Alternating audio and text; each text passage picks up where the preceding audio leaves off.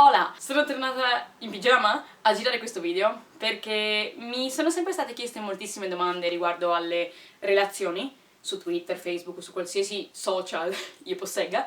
Siccome sono così brava nelle relazioni, inserire una botte di sarcasmo al momento, ho pensato di rispondere ad alcune domande, giusto perché why not? Forgotten mi chiede: cosa ne pensi delle relazioni a distanza? Io sono stata in una relazione a distanza e per me non ha funzionato, ma non ha funzionato non perché fossimo a distanza, ma semplicemente perché non eravamo meant to be. Come esempio c'è un mio amico qua a Londra, uno youtuber che sta da parecchio tempo con una ragazza americana, una youtuber americana, e mi ha sempre detto che fa schifo perché preferirebbe di gran lunga averla vicino, preferirebbe di gran lunga averla qua, ma sono rimasti assieme un sacco di tempo e adesso si stanno per sposare.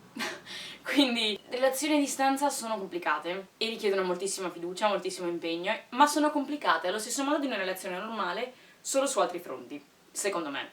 Nel senso, di sicuro devi scegliere di far parte di una relazione a distanza sapendo pro e contro e rischi e pericoli.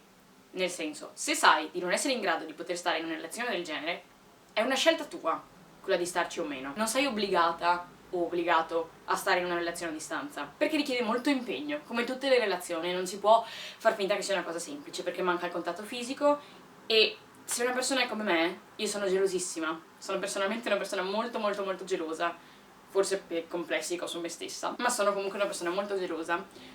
Tendo a non dirlo all'altra persona perché se c'è una cosa che non sopporto è rompere le palle, quindi preferisco tenermela per me e che mi roda, ma che non disturbi l'altra persona, specialmente se è una preoccupazione nonsense, perché non c'è una ragione vera per cui mi debba preoccupare o essere gelosa. Io so che per una cosa del genere, avendo la persona lontana, mi creerebbe delle difficoltà. Di conseguenza, non so se una relazione a distanza sarebbe positiva per me, soprattutto perché ho bisogno di continue conferme, perché mi faccio un sacco di dubbi e di pare e avere una persona a distanza non mi permetterebbe di avere una propria conversazione o semplicemente, non lo so, forse per me non funzionerebbe. Però in realtà lo metto sempre in dubbio perché dipende moltissimo dalla persona. E ho visto che ci sono delle relazioni a distanza che possono funzionare meravigliosamente. Ci sono moltissimi miei amici in relazioni a distanza e per quanto faccia schifo riescono a farla funzionare. Ed è in ogni caso, ripeto, una scelta. Se si sceglie di stare in una relazione a distanza si deve cercare in entrambi di farla funzionare, lavorare per la relazione. È complicato già quando si tratta di noi stessi, gestire noi stessi. Quando si aggiunge un'altra persona, le cose diventano un gran casino. Di conseguenza, se si sceglie di stare in una relazione a distanza, entrambi bisogna lavorare per la relazione, non solo uno, e bisogna metterci impegno. A volte le cose vanno male, a volte le cose vanno di merda, a volte vanno benissimo, come in qualsiasi relazione normale. Quindi questo è quello che penso delle relazioni a distanza. Luci Mesini mi chiede: vorresti sposarti e avere dei bambini prima o poi? Ora come ora no, nel senso, a parte il fatto che penso che sarei una pessima madre perché per il momento non credo che sarei in grado di educare una persona, è una responsabilità troppo grande e non me la sentirei, oltre a essere incredibilmente impegnativo. Penso che forse sono troppo focussata su me stessa al momento, sono proiettata su di me e ho troppe cose che voglio fare per pensare a un matrimonio dei figli. Ma questo non significa che incontrando la persona giusta o comunque tra un po' di tempo io non voglia avere figli o sposarmi. Nel senso, non credo nel matrimonio perché alla fine si tratta solo di un contratto legale, però ti permette di avere dei diritti nei confronti dell'altra persona, eccetera, eccetera, che è quello per il quale, per esempio, le coppie omosessuali hanno lottato per anni, quindi non me la sento di sminuirlo. Questa domanda è un grande punto di domanda, nel senso, per ora no, ma la vita è lunga. Cosa pensi della bisessualità? Dice Ale Boeva.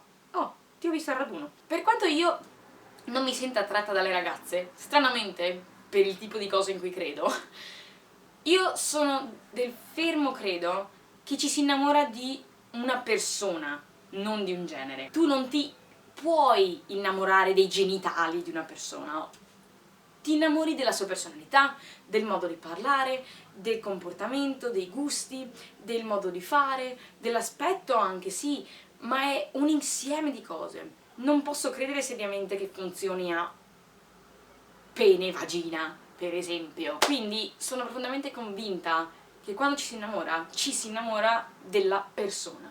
E una persona può avere qualsiasi fottutissimo genere una persona voglia. E non me ne frega un cazzo di che cosa ci sta nei pantaloni. Fede Bugnoni mi chiede: cosa ne pensi dei colpi di fulmine? Sono possibili o l'attrazione viene costruita man mano che ci si conosce? Io funziono a colpi di fulmine, quindi ci credo profondamente, perché sono il genere di persona che funziona a bianco e nero.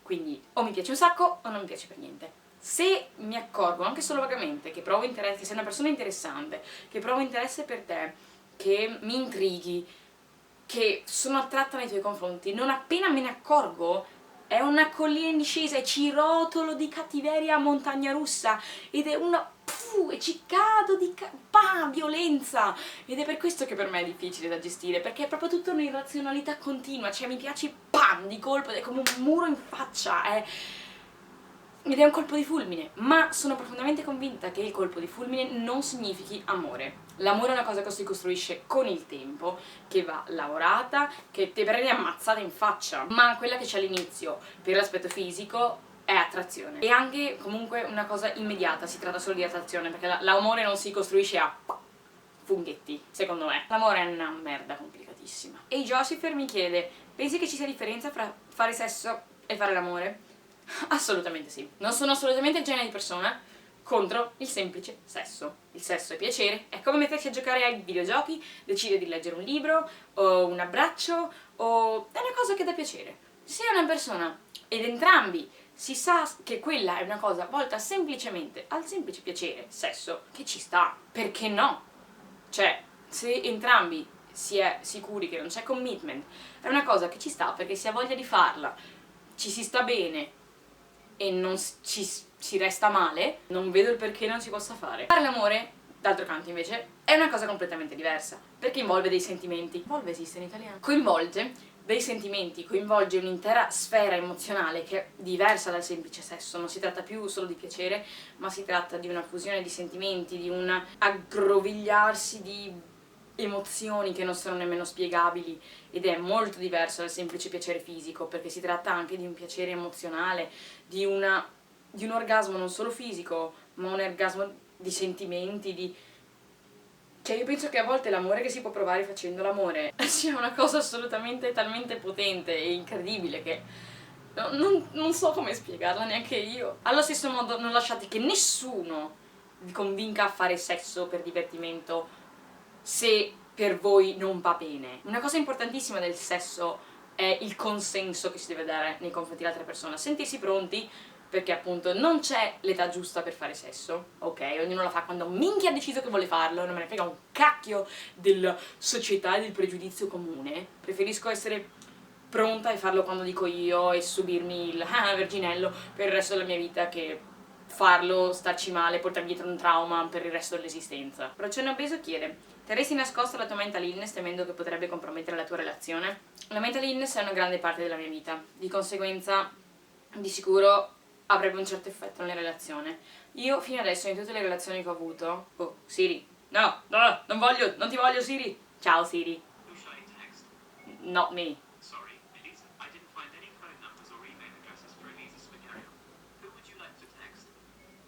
Muori.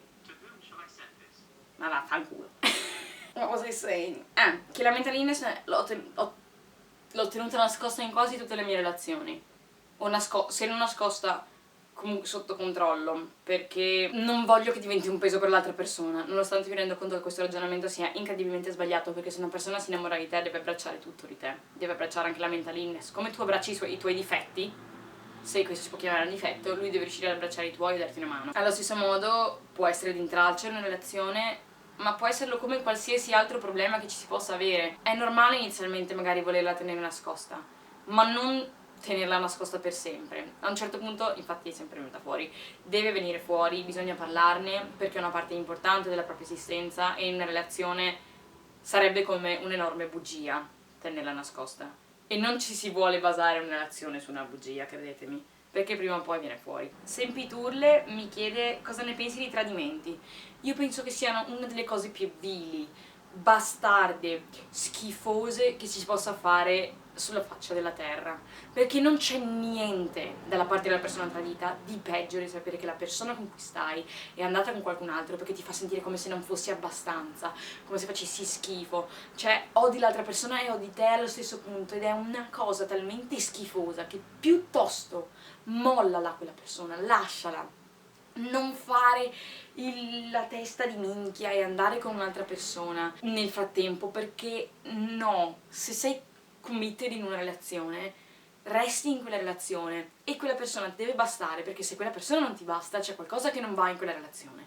Ma il tradimento è una delle cose più vili e codarde che ci si possa fare nella faccia della terra. Shiran's Apple chiede: per te sono importanti cose come il primo bacio e la prima volta? Io ho dato il primo bacio a 16 anni a un ragazzo con cui ho avuto una bella storia, che però è finita male, e non rimpiango assolutamente di averlo dato a 16 anni e non prima, perché era il momento giusto, era il momento in cui dovevo dare il primo bacio, ed è stata una cosa meravigliosa, perché eravamo sulle mura della mia città con il tramonto, e è stata una cosa così bellina che sinceramente quando ci penso ancora sono contenta, nel senso, mi ricordo che lui era seduto sulle mura e io ero in piedi, tipo, e lui si è abbassato su di me e io mi sono tipo alzata in punta dei piedi, siamo baciati, è stata una scena bellissima e non lo rimpiango perché avevo 16 anni, andava benissimo, in contrario di tutte le mie amiche che avevano già baciato qualcuno a 11 anni praticamente. A me è andato bene così.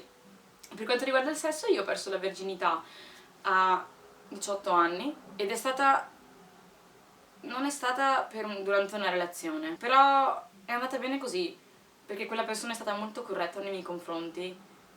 Non ho avuto alcun genere di problemi, sono stata bene il giorno dopo, non mi sono sentita usata e a me è andato benissimo perdere la verginità a 18 anni e non a 14, perché avevo una maturità diversa, ho scelto io come, non penso che sia il dovere di nessun altro giudicare se quello che ho fatto sia giusto o sbagliato, perché si tratta del mio corpo, della mia verginità, del sesso mio, quindi non penso che nessuno abbia il diritto di giudicare per quello che ho scelto di fare. Penso che sia una cosa molto personale, quindi se ve la sentite di baciare una persona o no, o di fare sesso con una persona o meno, è una scelta interamente vostra.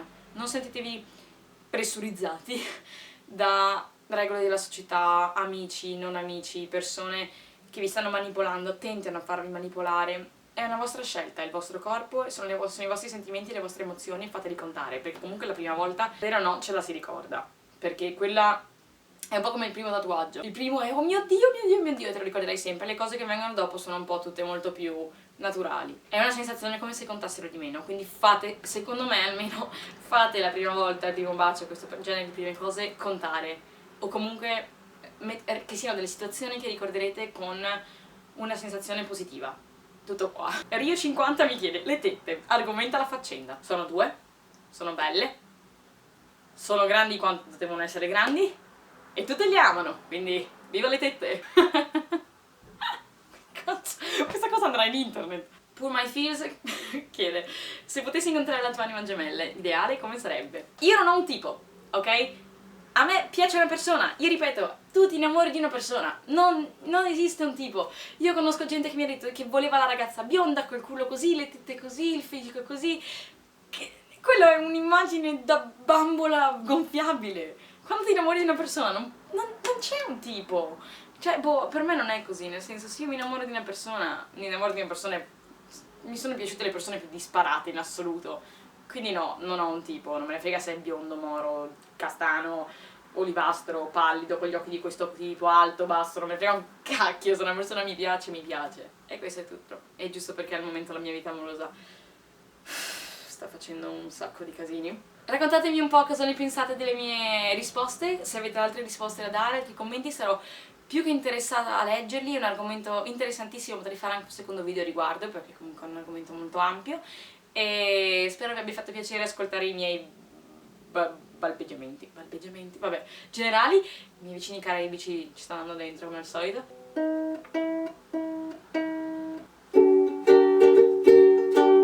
E puia! Let me know in the comments. Sono appena pensato a un video. Yeah.